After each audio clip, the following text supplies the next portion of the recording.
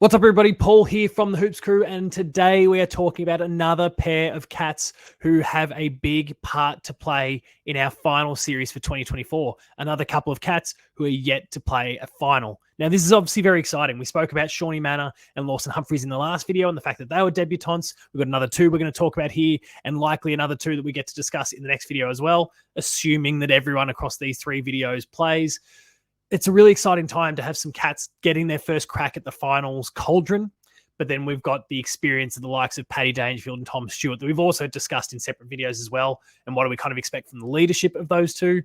Now we get to look at some of the youth or the finals inexperienced amongst us. And so today, off the back of having looked at Shaun Neil and Lawson Humphries in the last video, today it's time to talk about Shannon Neale and Jack Bose. We'll start by talking about Shannon Neil for now, because I think in terms of his role through not just the Port Adelaide game, but the rest of the finals, it's a little bit more unclear, I guess, as to what is going to happen with Shannon Neil. The reason being that this other guy, loitering in the background, Tom Hawkins, is a looming presence for Scratcher throughout this final series. Does Hawkins play? Does that come at the expense of Shannon Neil? There's a range of different questions that I'm sure are bubbling around in his head, creating a level of uncertainty that I don't think is ideal for the guy.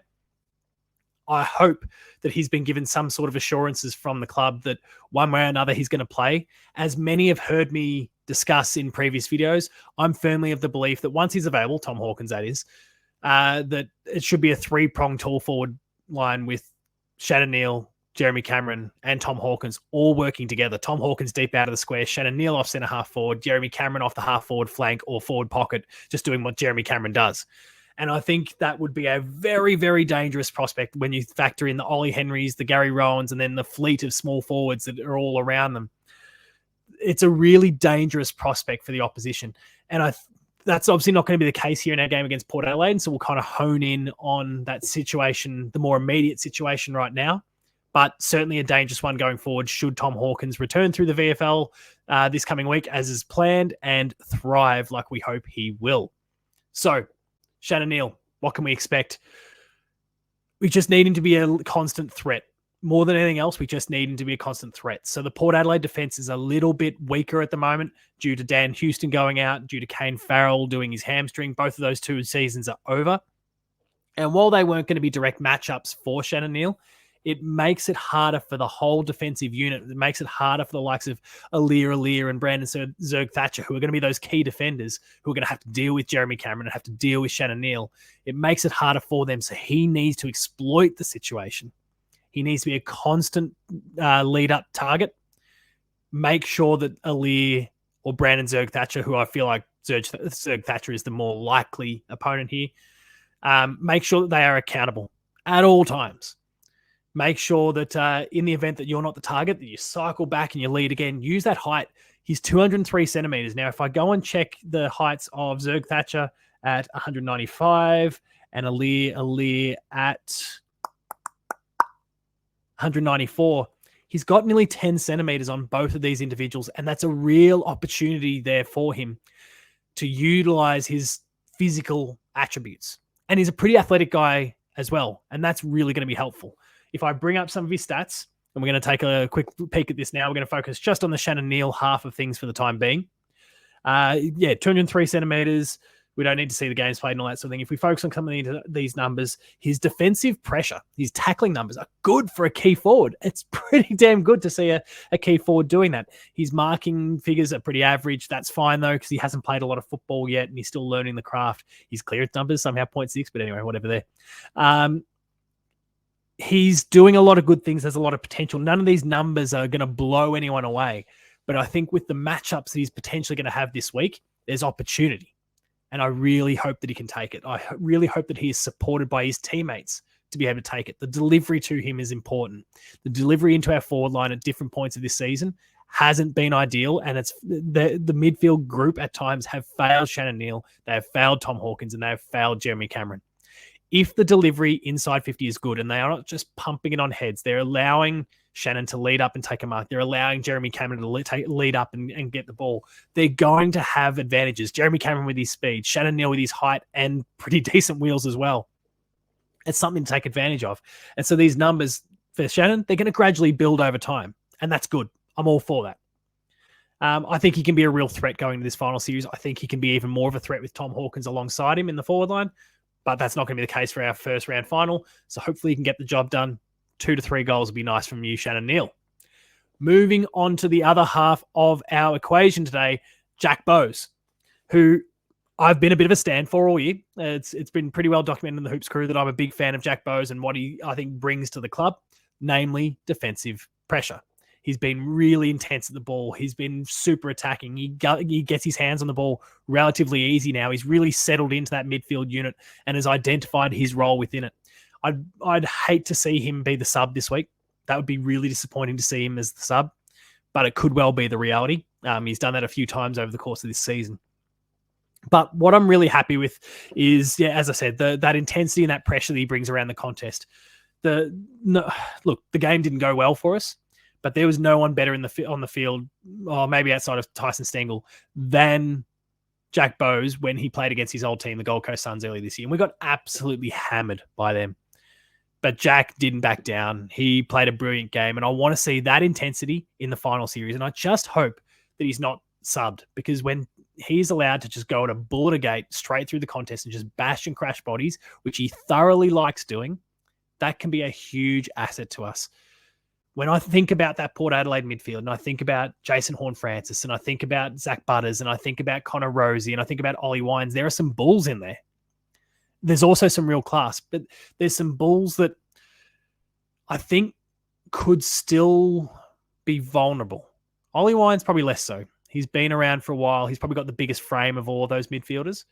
But when I think about Horne-Francis, he could still be cleaned up. He's a big boy and he's getting bigger and bigger, but he could still get taken down. Zach Butters, I know he might be the most courageous player in the comp as voted by the players, but he can still get flattened. And I'm not talking about illegal acts.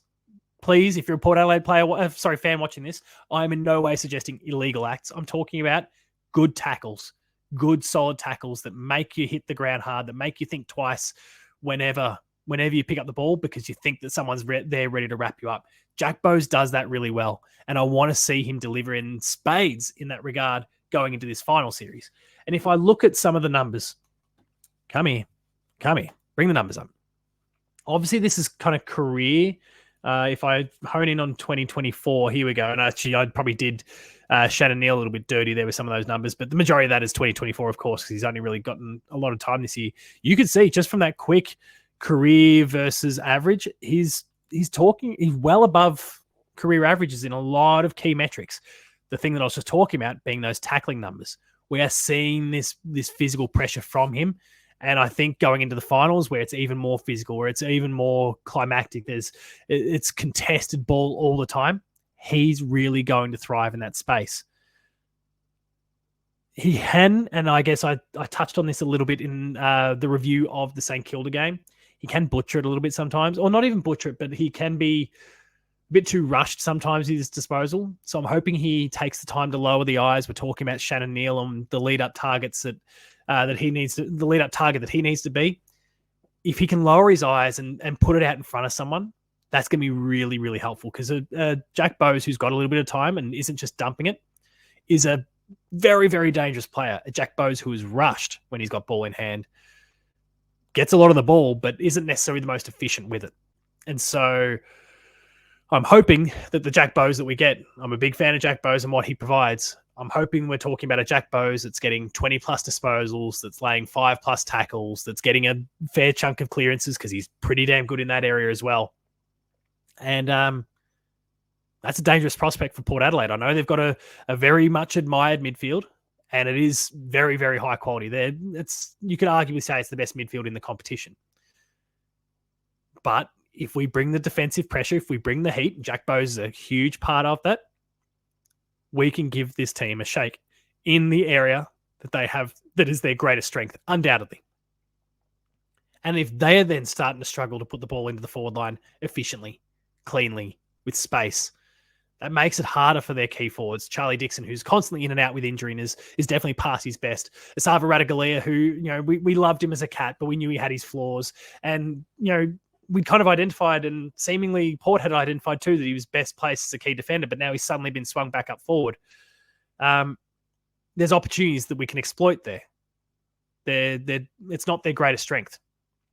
And if it's kind of chaos ball being dumped in, it does open up opportunities for some of those players that have been incredibly dangerous to us, the Willie Riolis and the Jace Burgoynes and those sorts of guys.